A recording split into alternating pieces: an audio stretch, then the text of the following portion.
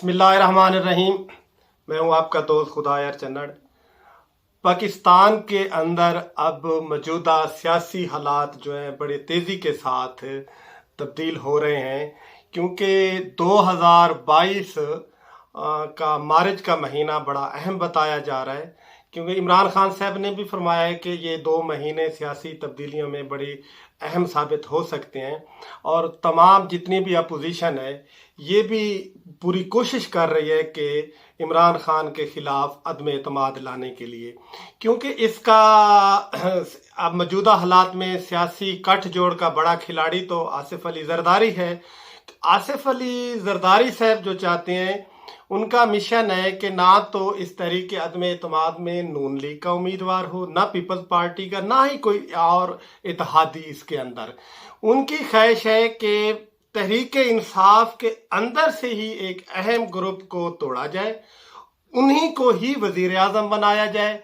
वज़ीर आज़म बनाने के बाद 2-3 माह के बाद असम्बलियाँ को तहलील करा दिया जाए और इलेक्शन न करवा दें। वो इस फार्मूले के ऊपर काम कर रहे हैं। अभी थोड़ा बल्कि 3 दिन पहले एक बड़ी अहम मुलाकात भी रहीम यार खां के अंदर जनूबी पंजाब में तहरीक इंसाफ की अहम सरकर्दा शख्सियात और पीपल्स पार्टी की मुलाकात हुई है, जिसके अंदर कोई अहम फैसले फाइनलाइज नहीं हो चुके, जिसकी वजह से फिर जरदारी साहब की ख्वाहिश थी कि हमारी मुलाकात का अरेंज इस्लामाबाद में कराया जाए।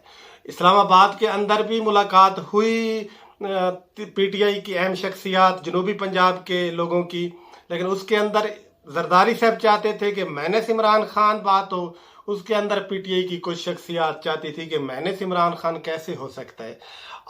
अभी तो ये मामलात चल रहे हैं। अब फजलुर रहमान साहब जो है, उनका भी बयान आ गया है कि अगर तहरीक अदम एतमाद में अगर पीपल्स पार्टी अपना उम्मीदवार लाती है तो हम तो इनके साथ नहीं खड़े होंगे, क्योंकि इनको कहते हैं कि हमें पीपल्स पार्टी पे यकीन नहीं है।